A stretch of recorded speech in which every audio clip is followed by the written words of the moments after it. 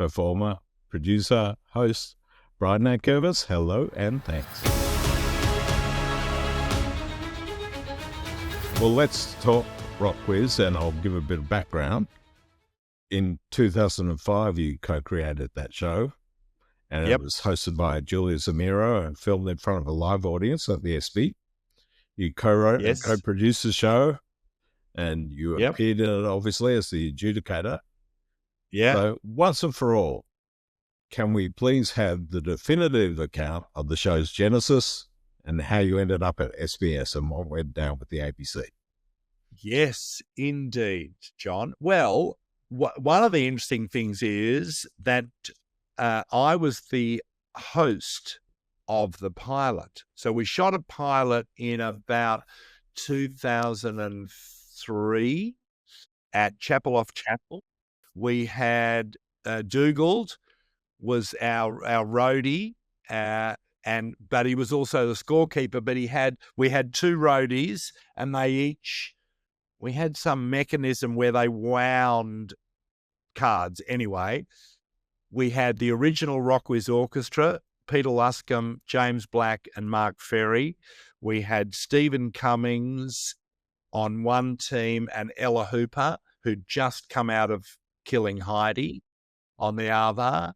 Rebecca Barnard was sort of my sidekick. So it felt very sort of rock and roll, and Peter Luscombe was playing with Paul Kelly at that point, but had played for years with Stephen Cummings, with Joe Camilleri. James had played with Mondo Rock. Mark Ferry was part of the Models, the Sacred Cowboys. And I sort of knew that world a bit. Anyway, we made the pilot. It was great. Rebecca played with Stephen Cummings. Absolutely. And might I say that Rebecca is a very underutilized talent.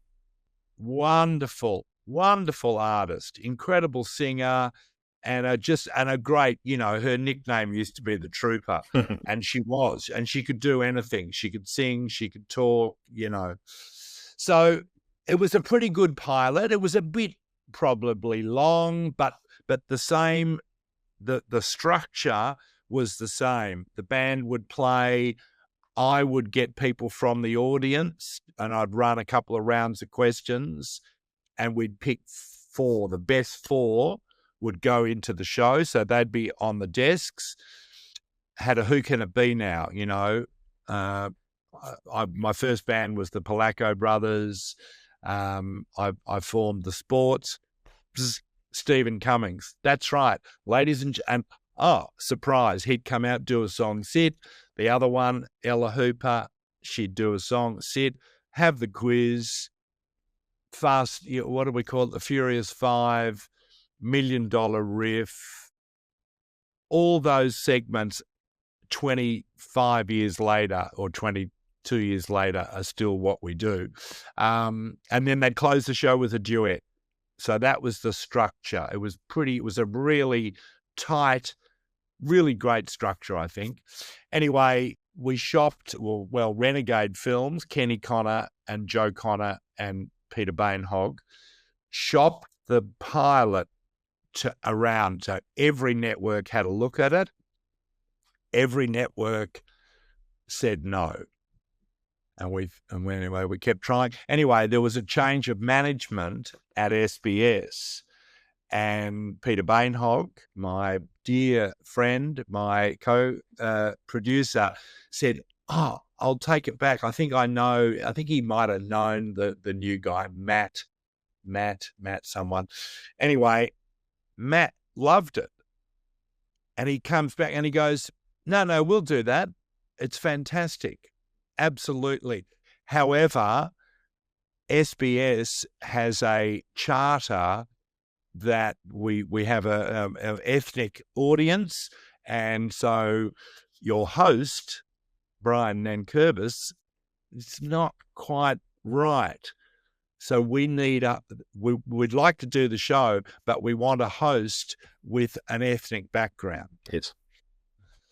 So I was a little not devastated. Well, no, maybe I was. It was awkward. That say, look, they like you, but they don't want you to be the host. Part of me wonders, is that really the reason? Anyway, so we started auditioning, and we auditioned. No, I don't know. And we auditioned Caroline Tran, who's was a Double J, Triple J presenter. We auditioned Jay Lagaya. We auditioned Ando.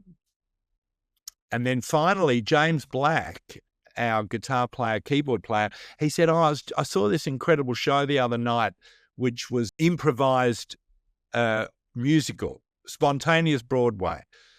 And he said, the woman in it is fantastic, Julia Zamiro. You should have a look at her. So we auditioned her. She was so fabulous, was the best of anyone. And so Julia got the main gig, and I became the sort of, the scorekeeper. I would introduce, and you know what? Totally happy. I mean, I don't think the show would still be going if it not for Julia. She's a remarkable talent. She's a great improviser. She can be tough. She can be playful. She can be seductive. She can be whatever. She's brilliant. So, So anyway, the other bit of the story is that SBS were happy, and then maybe even before we auditioned Julia, the ABC rang back, and they said, that idea you had for that show called RocKwiz, and we said no, we would like to do it. And we went, well, about a week ago we signed with SBS, and it was heartbreaking, because I think we always imagined, you pitch a show and you sort of have this vision of where it should be or where you want it to be. Yes. I think we always thought that it would be an ABC show. Anyway, that was it. Had that happened, though, you may have still been host. You wouldn't have had the valuable contribution from Julia for the... Well, that's exactly right. Exactly. The weirdest thing is, about 2 weeks after all this, someone said, the ABC are doing a music trivia show. Are they doing RocKwiz? And we went, no, we're doing it at SBS. Oh, well, they are doing it. Turns out they were doing Spicks and Specks. So the two shows started. Now, what I've heard is, and it may be, apocryphal, but that the ABC management or whatever, the bosses were pretty, maybe interfering's not the right word. They were very involved with, I know you should do this. Like, so for Adam and Miff and whoever was Andrew Watt, maybe, you can't do that. No, you should do this. At SBS, oh my God, the freedom we had was incredible. They never said, no, not that guest. They basically said, great, we love it. I mean, we had some really good executive producers, really fantastic, all of whom were, yep, it's great. They give us occasional notes, but not a lot. And what I heard is that Spicks and Specks were very guided, and which is not unusual. Well, I can't speak to that because, as you know, I'm honoured to have been a part of Spicks and Specks. And you always hear these stories of a rivalry between RocKwiz and Specks. I don't believe it ever existed because there's so much love for each other. Yeah, I think that's right. And because they were vastly different, ours had a live band. Ours was a bit, hopefully funny. Spicks and Specks, the was much more comedic based. You know, there was always 2 stand-ups. We never did that. We've done that in the last 10 years with our Good Friday shows. We have comedians, but the music was sort of more, you know, and I think we're a bit more sort of triple R, a bit more left. You know, the music was we're a bit, you know, quite a few rock snobs in the RocKwiz camp. And so, you know, but then can I say grunge? I mean, it's not meant as a put down. No, absolutely. It was a lot rougher, a lot more. It was rough and ready, and we liked all that. You know, that was a big. Our ethos was to make it a bit loose and a bit rough and ready.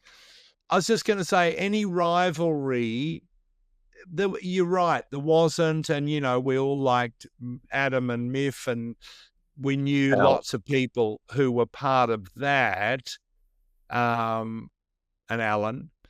But I think that the rivalry, perhaps now there's a bit like, well, we both started at the same time. Spicks and Specks is still doing lots of shows. And we think, how come we're still not doing shows? But we do lots of live shows. So you do a live version. You've toured nationally for years with big names. Yeah, last year we did 39. We did a tour that had 39 shows. Wow. This year in November, we're doing 19. And we've done the Bowl, we're doing the Gardens, we do Hamer Hall every year for Good Friday, the really, really Good Friday. So, yeah, I mean, it would be lovely to get another crack at the TV, but we did a series for Foxtel. Yes, so how did that eventuate that it was resurrected by Foxtel? Yeah, well, because we're constantly pitching it, you know, Peter Bainhog and Kenny Connor in particular are constant. You know, it's not like we haven't tried. You know, we've gone to all the networks and then we started going to streaming services, and you know, and finally Foxtel said, yeah, let's do it. So it was I don't know, it felt we couldn't do it at the ESPY anymore. Yes, you did in studio. We did it in studio. The main reason was we couldn't do it at the ESPY anymore because of the renovations. So then we thought, why don't we use because we used to think about what would it be like making a TV show in a room that is designed to make TV shows. Because shooting it at the ESPY was fabulous. It's a great room and the atmosphere was incredible, but technically it was a nightmare. You know, it's not meant as a television studio. So, and it was hot and people would faint every night, and, you know, the dressing rooms were dreadful and you had to climb stairs but that didn't matter. But we did sometimes fantasize and we'd think, wow, imagine doing it in a studio that is designed. So when the Foxtel offer came through, we thought, okay, well, as an experiment, let's try it. And so we did it at Channel 7. We called it the Shiny Floor. You know, we had cameras on pedestals. There was a gap. The lighting was incredible. We also thought, people would always say, you got to sell this format, you know, because it is a completely original format. Yes. You know, and I think not all shows are like that. And so people would say, "What? You got to license the format," and particularly overseas act. You know, Billy Bragg and Steve Earle and Martha Wainwright. They'd all say, "Why isn't there a show like this?" And we thought that it'd be not easy, but we thought England has got a culture of pub quizzes. Yes. incredible music culture. Can you imagine the fans, the nutters, the music freaks, which is what we deal in and we love in England, in London, or the pool of artists that you could draw from, or America. We got close once. We had an offer. Someone in America had a great idea that we spend a week in New York. We do a show at the Bowery Ballroom, a RocKwiz show as normal, and then the American band host and co-host would be watching and would be part of rehearsals, and then the next night they would do it. They wanted the co-host was going to be Jack Black. Right. I don't know if Jack Black ever knew, but this was the name that was being put around. And Joan Jett was going to be the Julia character. Anyway, it was looking good. Everyone was excited. And then it just completely fell apart. So you never did it? Never did it. But we sometimes thought that the problem with trying to sell it and the reason that it's never been bought by a UK or an American network is because it's so local, it's so weird. It's a pub, but it's a recording studio. We thought, okay, if we did it, because networks are, I suppose, inherently conservative and scared. Yes, so we thought if we do it like a normal TV show, maybe a network in London goes, oh, I see, I can see how to do that. Oh, okay, yeah, we can do that. As opposed to the Gershwin room with, people fainting and Dougal falling into the audience and all the mayhem and the fun. So we thought, okay, let's do a shiny floor show at Channel 7. That wasn't as it wasn't. It was good. They were good. They were 8, shows that I'm really proud of. But there was distance, and it didn't quite have the same excitement level. Yes, well, there are imperatives for TV, as you're well aware, and they can sometimes impinge upon the character. Absolutely. At the ESPY, people would walk in, I would greet them, and I would take 18 people on stage, run 3 rounds of questions, and the best 4, 15 minutes later, were in the show. Right. And it had this incredible momentum.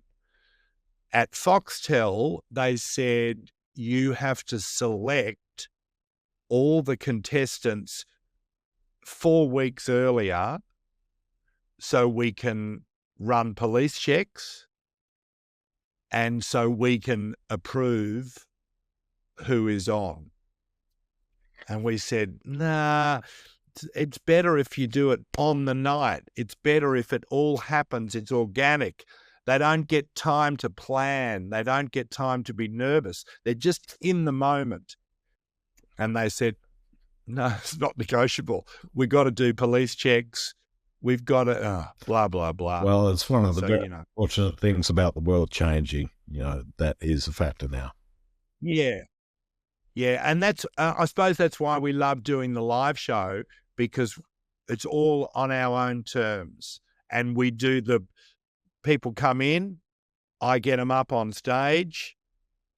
We run and the 3 rounds, it's like a little 20, 30-minute show, but then they go into the show, they're taken backstage, the band comes out, and it starts. Amazing. And it's exciting, I think, I hope. Absolutely it is. Now, I don't want to take all your time, but do you have 1 or 2 behind-the-scenes stories of RocKwiz that you'd like to share?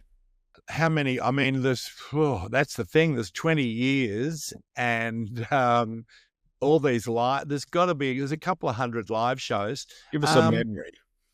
Okay, I've actually, because we're preparing for a new tour, I had to write a press release the other day, or I had to contribute to a press release. And I thought, how do you show after show, tour after tour, you got to send a press release, and you can't just send the one you used last year. So it has to be different. So I thought, what if I remember a few of because, there's always the musicians and being on stage with John Paul Young, Marsha Hines, Chrissy Amphlett, Paul Kelly. It's such a thrill.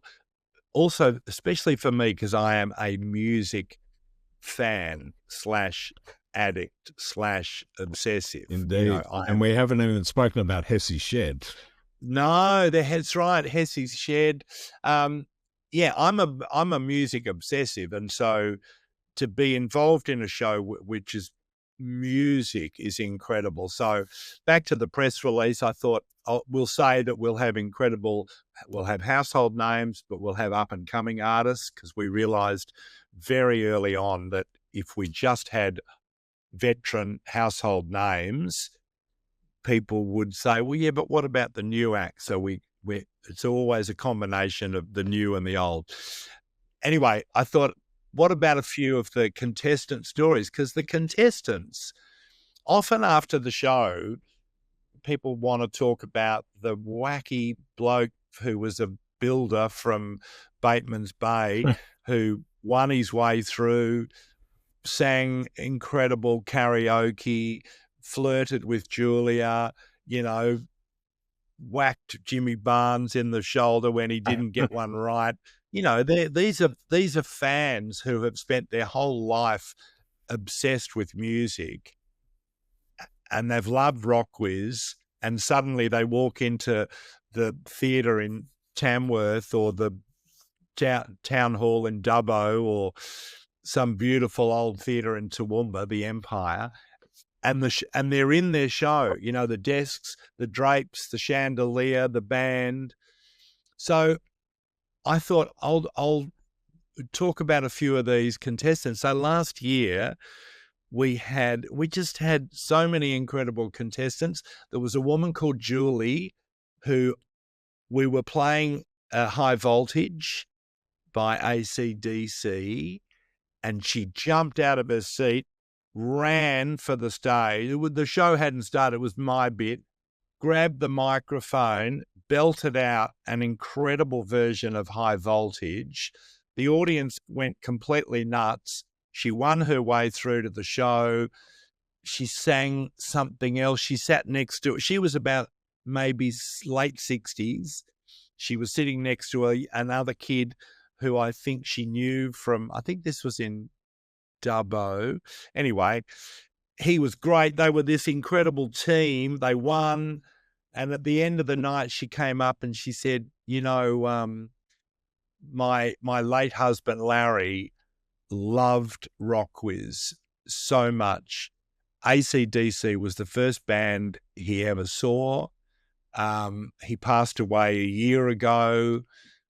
I haven't been out. I haven't laughed so much since he died. He would have been so proud of me.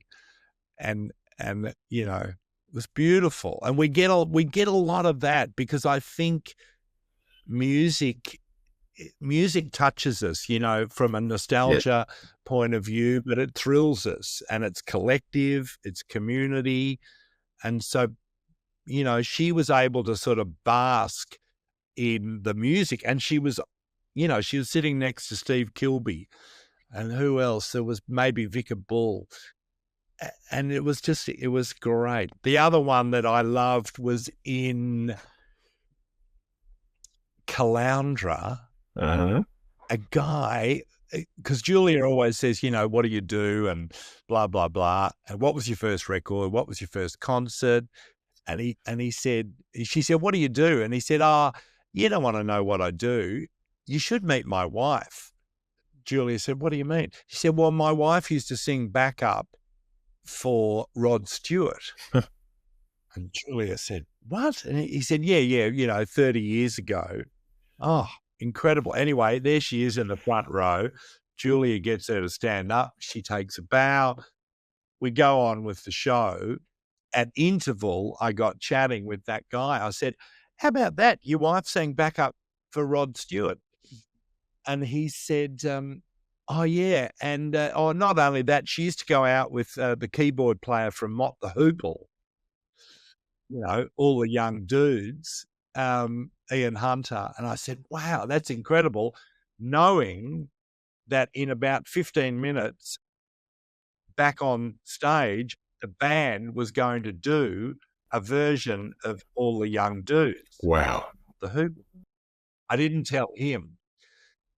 As Julia was introducing the band to do that song, I said, now, Julia, by the way, now, Darren, whatever his name was, you told me at halftime that your wife not only sang with Rod Stewart, but also went out with a member of Mott the Hoople. We're just about to play a Mott the Hoople song. Would she like to combine her boyfriend who was in Mott the Hoople with backing vocals for Rod Stewart and sing backing vocals for the RocKwiz Orchestra on All the Young Dudes? She came up, the crowd went nuts. We gave her a microphone and she sang backing vocals. It was great. So there's literally every night, because I have to work so closely with selecting the punters. Incredible, beautiful, beautiful stories. The woman at the ESPY, this is one of my favourites. She won her way through. This is early days. Julia said, what was the first record you ever bought? And she said, Tina Arena, Sorrento Moon. I love Tina Arena. And we look at each other quickly, because we know that Tina Arena is about 3 foot away behind the curtain. Well, no one knows, well, none of the audience. Anyway, Julie goes, oh, okay, so you're a bit of a fan. Oh, I love Tina Arena. Well, what was the first concert? Tina Arena. Wow. And the band, are sort of suppressing giggles because we know what's about to happen. And the woman goes, oh, yeah, I've done a PhD on Tina Arena. Now we're starting to think, oh, is this... Anyway, all right, Julie says, okay, we better get on with it. Who can it be now? I was born in Moonee Ponds, and the woman just virtually faints, slaps the buzzer and says Tina Arena, and then that's right, and out comes Tina, sits next to her, and it just, this woman couldn't believe it. So those stories, they're great stories. And then, there's hanging out with Martha Wainwright and Judy Collins and being on a bus for 6 hours with Joe Camilleri, listening to stories of the Polacco brothers and Jojo Zepp. And, the RocKwiz mob, Renegade is an incredible production company. And when we tour, we travel together, we have suppers, we have nice meals, we have stay in good hotels, and not top, but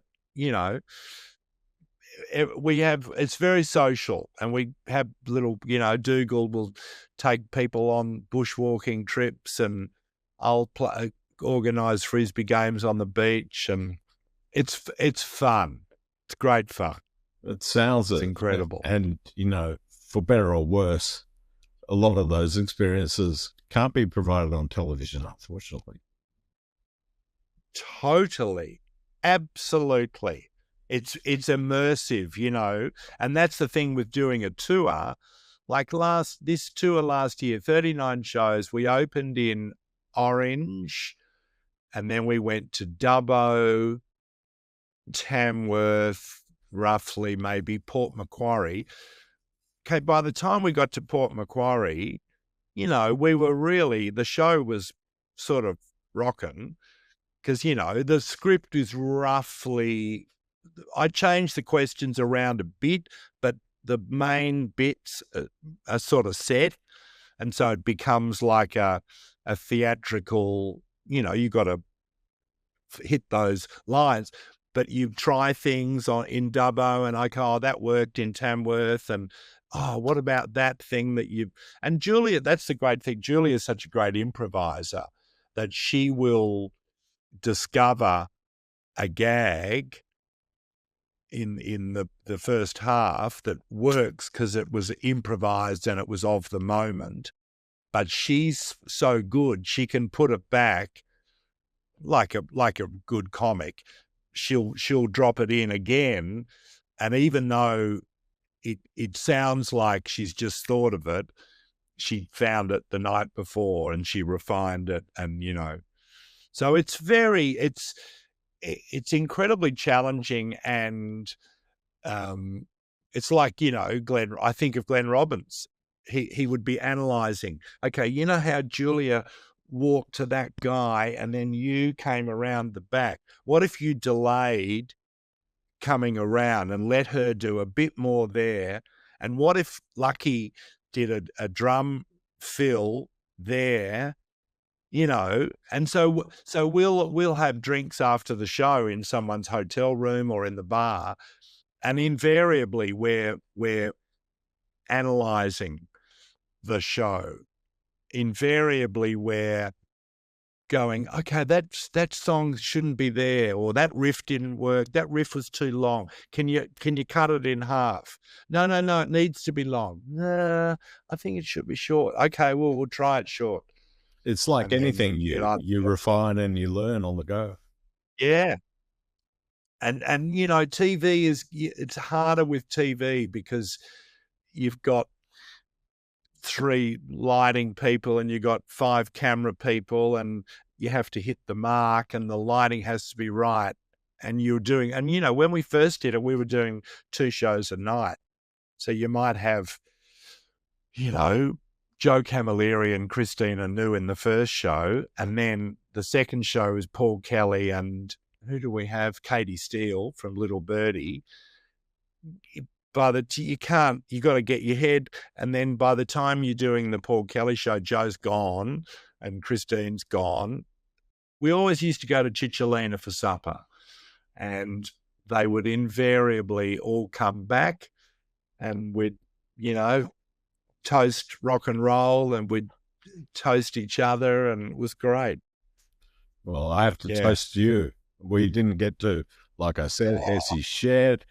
I haven't even asked you, in 2011 on RocKwiz, you outed yourself as a one-time member of the secretive band Tism. That's right. Yeah, Tism. I know. Raymond J went on tour with them.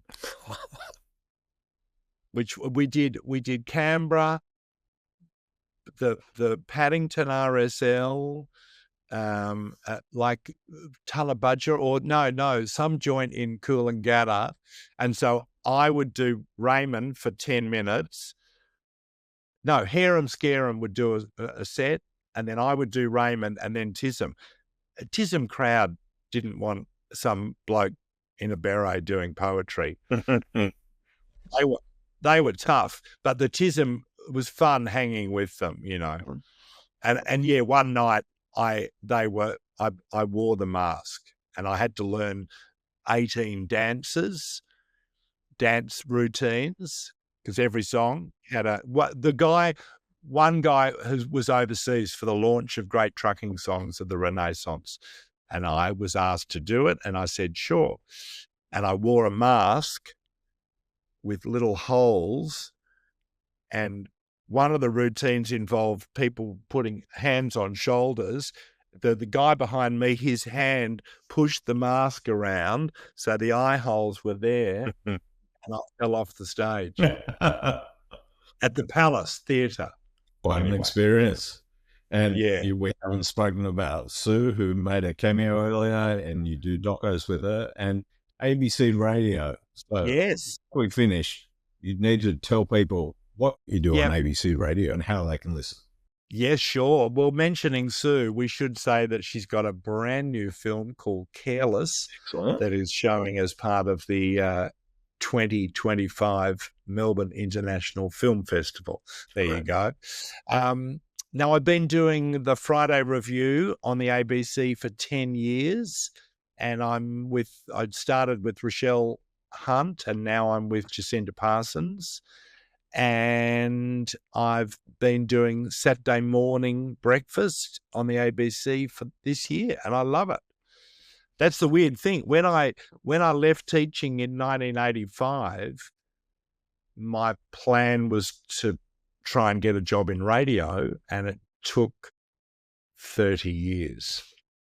But I did. If this were a typical interview show, I'd ask you, what would you say to the 20-year-old Brian? Hang in there, have fun, do as much work as you can. That's my thing. I just think gig after gig. That's why, doing all those stand-up gigs for years was tough, and you'd go on at, midnight at La Joke or some half-filled room, or those corporate gigs when no one cared, and a Bucks turn in Frankston, or a accountant's seminar in, Pacapunyal or whatever. But you gain, and that's my advice, is always just to keep working, and you sort of start to develop, I think, a sort of intuition about what works. And you develop an understanding of, okay, well, I need to go that way, just because you've done it so often, and you've failed maybe, and you've succeeded, and you've just put in the time. This is a guy used to being behind the camera in front of it, so I'm very much learning. And it's impressive, John. Oh, good on you. It's great.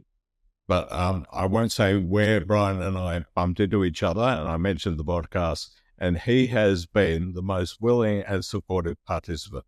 And it's more proof that he's the nicest guy in showbiz. No, I don't know about that, but delighted to be part of it, John. It's always good to see you in whatever room. Plenty more fascinating chats to come. Like, subscribe, see you soon.